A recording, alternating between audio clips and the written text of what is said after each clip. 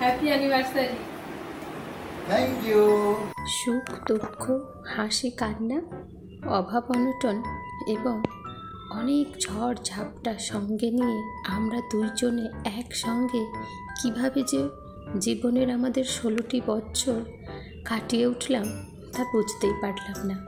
নমস্কার, কেমন আছেন সবাই? প্রবাসীর ঘরোয়া রান্নাবাটির আরেকটি ব্লগে আপনাদের স্বাগত জানাই। দেখতে দেখতে আমাদের একসঙ্গে পথ চলা সাংসারিক জীবন 16টি বছর পূর্ণ করল। প্রত্যেক মানুষের স্বপ্ন থাকে হাজারো স্বপ্নের সঙ্গে যে তিনি যেন একজন সঠিক জীবনসঙ্গী খুঁজে পান, আর সেই জীবনসঙ্গীর হাত ধরে একটি সংসারকে ভালোবেসে সাজিয়ে গুছিয়ে তুললে তা স্বর্গে পরিণত হয়। চলুন তাহলে আজকের এই ছোট্ট ব্লগটি শুরু করছি। আমার আজকের বিবাহবার্ষিকীর ব্লগটি আমি শুরু করলাম একেবারে বিকালের দিক থেকে। এমনিতেই সকাল থেকে খুব একটা মনটা ভালো ছিল না, যেহেতু দেশে যাব ভাবছিলাম, কিন্তু বর্তমান পরিস্থিতিতে সেই প্ল্যান আমাকে ক্যান্সেল করতে হয়েছে। তবে যাই হোক, সন্ধ্যার দিকে ভাবলাম আজ তো বিবাহবার্ষিকী, আজ আপনাদের দাদাভাইকে না জানিয়েই আমি কিছু একটা করি। তো কিছুদিন আগে আপনাদের দাদাভাই ফোনে একটি শর্ট ভিডিও দেখে আমাকে বলেছিলেন যে বাটার গার্লিক নান তিনি খেতে চান।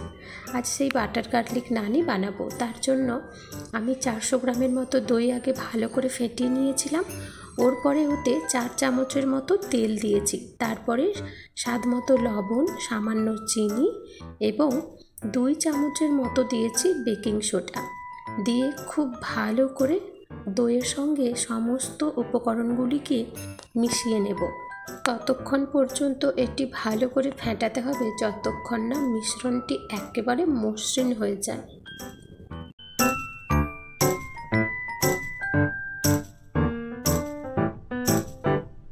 আর বাটার গার্লিক নান বানাতে এইখানে যতটা পরিমাণে দই নিয়েছিলাম ঠিক তার ডবল পরিমাণে লাগবে ময়দা। তো আমি যেহেতু 400 গ্রাম দই নিয়েছিলাম, সেখানে আমি 800 গ্রামের মতো ময়দা আগের থেকে চালিয়ে পরিষ্কার করে নিয়েছি। এইবার যেই দইয়ের মিশ্রণটি আমি রেডি করে রেখেছিলাম আগের থেকে, ময়দার সঙ্গে দিয়ে খুব ভালো করে হাতের সাহায্যে মেখে একটা সফট ডো বানিয়ে নেব। ডোটা কিন্তু এইরকম নরম হবে। এইবার এই ডোখানা যতটা বেশি সময় ঢেকে রাখা যায় ততটাই ভালো। তো আমি আজ মোটামুটি ওই 5-6 ঘন্টার মতো ঢেকে রাখবো। চলুন এখন অন্য কাজগুলো করে নিই। ডোটা মেখে রেখে আমি গিয়েছিলাম নিচে বাজার থেকে চিকেন নিয়ে এসেছি। একটু কষা কষা চিকেন বানাবো। চিকেনটা আগের থেকেই মশলা দিয়ে ম্যারিনেশন করে রেখেই দিয়েছিলাম। এদিকে আজ আমাদের বিবাহবার্ষিকীতে রাহুল দিচ্ছে আমায় কেক গিফট। আমি ওকে অ্যাকচুয়ালি কেকটা নিয়ে আসতে বলেছিলাম, কিন্তু বোকামিটা আমারই হয়েছে। আমি তবে বলার সময় ভেবেওছিলাম যে ওকে যদি আমি কেক নিয়ে আসতে বলি, ও আমার থেকে আজ আর পয়সা নেবে না। ও ঠিক তাই করলো। আমিও এদিকে কাজের জন্য আর নিজে না গিয়ে ওকেই কেক আনতে পাঠালাম। ও কেক নিয়ে এসে বলল, দিদি কেকটা আমার তরফ থেকে গিফট। আর সঙ্গে একখানা গোলাপ আর চকলেট নিয়ে এসেছি। এদিকে দেখুন আমার জিরা রাইস রেডি হয়ে গেছে। আজ ভেবেছিলাম ফ্রাইড রাইস বানাবো, কিন্তু এতটা কাজের চাপে ফ্রাইড রাইসের সবজিগুলো আর কেটে উঠতে পারলাম না। তাই জন্য একটু জিরা রাইস বানিয়ে নিয়েছি অল্প করে। জিরা রাইস রেডি, আর এখানে চিকেন কষাটাও রেডি। চিকেন কষাটা আপনাদের দাদাভাই একটু গ্রেভি বেশি পছন্দ করেন, উনি আমাকে সেইরকমটাই বলেছিলেন আগে। তবে আজ যে এসব কাণ্ড আমি করছি আপনাদের দাদাভাই কিন্তু জানেন না। যাক চলুন, এদিকে চিকেন কষা রেডি, ওখানে রাইসটাও রেডি। চলুন এখন ঝটপট করে বাটার গার্লিক নানটা বানিয়ে ফেলি, নয়তো আপনাদের দাদাভাই বাড়ি ফিরে আসবেন।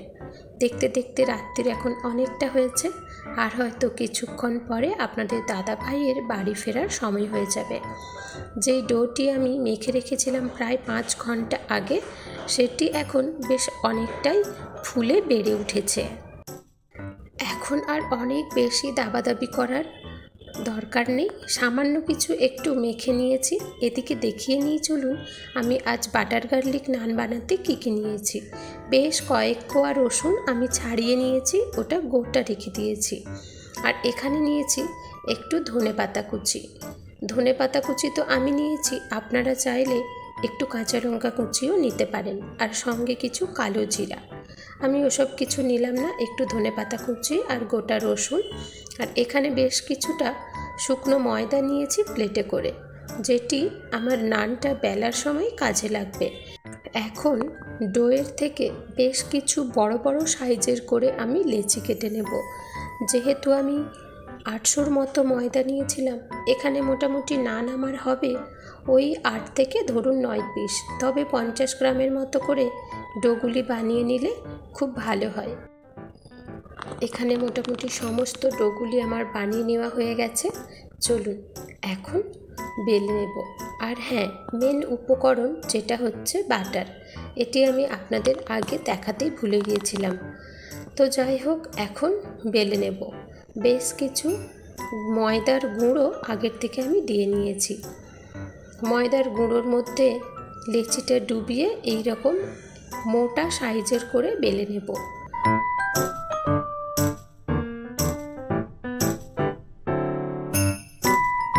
এইবার গোটা রসুনের একটি কোয়া আমি হাতে নিয়ে গ্রেটারের সাহায্যে গ্রেট করে দিয়ে দিলাম ওই বেলে নেওয়া লেচিটার ওপর।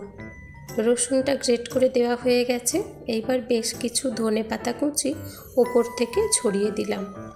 এরপরে এগুলি যাতে ওই নানের মধ্যে ভালো করে ফিক্সড হয়ে যায় কিংবা বসে যায়, আমি আরও একটু আলতো করে বেলে নিলাম। এইবার আগের থেকেই গরম করে রাখা তাওয়ার মধ্যে নানটাকে দিয়ে দিয়েছি। গ্যাসের ফ্লেমটা একেবারে হাই কিংবা একেবারে লোতে দেওয়ার কোনো দরকার নেই। মিডিয়ামে রেখে মোটামুটি ওই 2.5 থেকে 3 মিনিটের মতো একটা পিঠ ভেজে নিতে হবে। এরপরে বেশ কিছুটা বাটার ওপরে দিয়ে উল্টে দিতে হবে।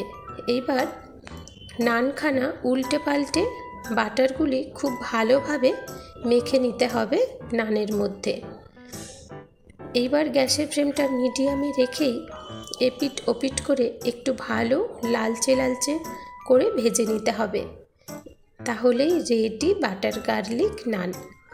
ওদিকে একটি নান ভাজা হতে হতে আমি আরও একটি নান বেলে রেডি করে নিয়েছি। এই রকম করে সবগুলি খুব তাড়াতাড়ি করে ভেজে নিয়ে চলুন। আপনাদের দাদাভাই ফোন করেছিলেন, ওনার বাড়ি আসতে হয়তো আরোই 30 থেকে 40 মিনিটের মতো সময় লাগবে। এই রসুনের ওপরে যখন বাটারটা পড়ছে, এত সুন্দর একটা সুগন্ধ আসছে, যেন মনে হচ্ছে খিদে আরও বেড়ে গেল। আর এই সমস্ত জিনিসগুলি খেতে আমার বড় ছেলে সবচাইতে বেশি পছন্দ করে। ও তো বারবার এসে বলছে যে মাম্মি, আজ কিন্তু আমার ভারী মজা হচ্ছে, আমার ফেভারিট খাবার বানানো হচ্ছে। ও আমায় বললো যে মাম্মি, বানানো তো বেশ সহজ, আমায় একটু দাও, আজ আমি বানাই। এদিকে আপনাদের দাদা ভাইও বাড়ি চলে এসেছেন। এখন বড় ছেলেকে দিয়েছি যে যেটুকু আছে তুই বানা, তবে সঙ্গে অবশ্য রাহুলও আছে হেল্প করার জন্য। চলুন আমি রেডি হয়ে নিই, আপনাদের দাদা ভাইকেও বলি রেডি হতে।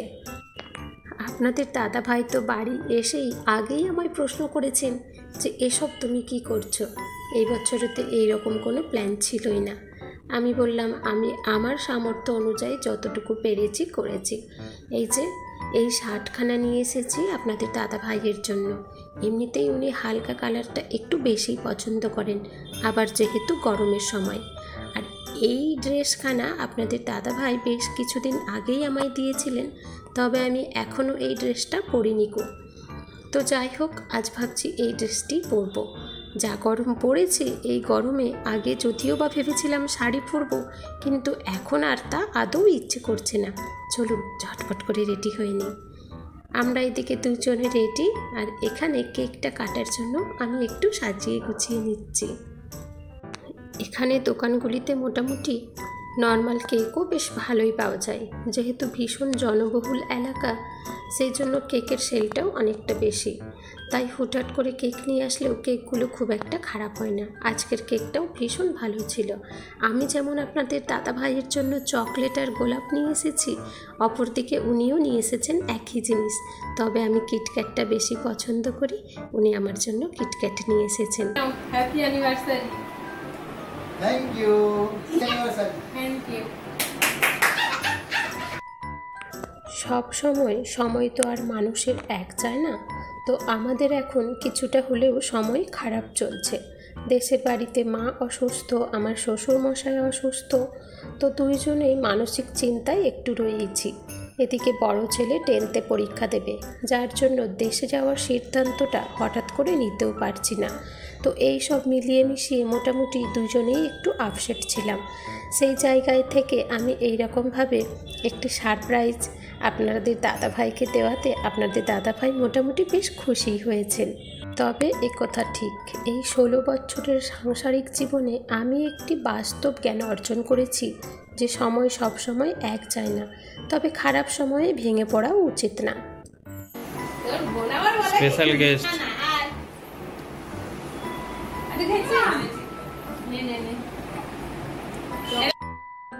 তবে আপনাদের আর একটা খুশির খবর এখনো পর্যন্ত বলিনি। তবে হ্যাঁ, আপনারা হয়তো আমার অনেক আগের ব্লগে কেউ হলেও খেয়াল করেছেন যে আজ এই একই দিনে আমার বোনেরও বিবাহবার্ষিকী। ওর তবে এই আজকের দিনে একই দিনে বিবাহটা আমার জেদের মধ্যেই হয়েছে। তো যাই হোক, আজ বোন সঙ্গে থাকলে আজকের পার্টিটা হয়তো আরও একটু অন্যরকম হতো। যেহেতু আমার মায়ের শরীর খারাপ, তো ও বেশ কিছুদিন আগেই একাই দেশে চলে গিয়েছে। আর রাহুলের যেহেতু অফিসের ছুটি নেই, তাই জন্য রাহুল এখানে রয়ে গিয়েছে। এই বছরে ওদের 3 বছরের বিবাহবার্ষিকী দুইজনে দুই জায়গায় এভাবেই কাটল। যাক, ওই যে বললাম, সময়ের চাইতে বেশি বড় শক্তিশালী বোধ হয় আর কেউ হয় না। তবে হ্যাঁ, সময়ের সঙ্গে সঙ্গে তাল মিলিয়ে চলতে পারলেই জীবন আরও সুন্দর হয়ে ওঠে। ভগবানের কাছে প্রার্থনা করি যে জীবনটা তো আর শুধু ভালোটুকু নিয়েই হয় না, জীবনের মধ্যে অনেক খারাপ ঝড় ঝাপটা, খারাপ সময় সব কিছুই আসে। তো ভগবানের কাছে আমি এই প্রার্থনাই করি সব সময় যে উনি যেন আমায় শক্তি দেন, খারাপ সময় যেন কাটিয়ে উঠতে পারি এবং খারাপ সময়েও যেন সঠিক সিদ্ধান্ত নিতে পারি। চলুন তাহলে আমার আজকের এই ছোট্ট ব্লগটি এখানেই শেষ করছি। আর হ্যাঁ, আজ কিন্তু আপনাদের দাদা ভাই আমার এই সারপ্রাইজ বাটার গার্লিক নান, রাইস এবং চিকেনে ভারী খুশি হয়েছিলেন। আপনারাও চাইলে আপনাদের জীবনের এই স্পেশাল দিনগুলি নিজেদের একটু ছোটোখাটো চেষ্টাতে আরও সুন্দর এবং সুমধুর করে মনের মণিকোঠার ডায়েরির খাতায় কিন্তু সুমধুর স্মৃতি যোগ করতে পারেন। সবাই ভালো থাকবেন, সুস্থ থাকবেন।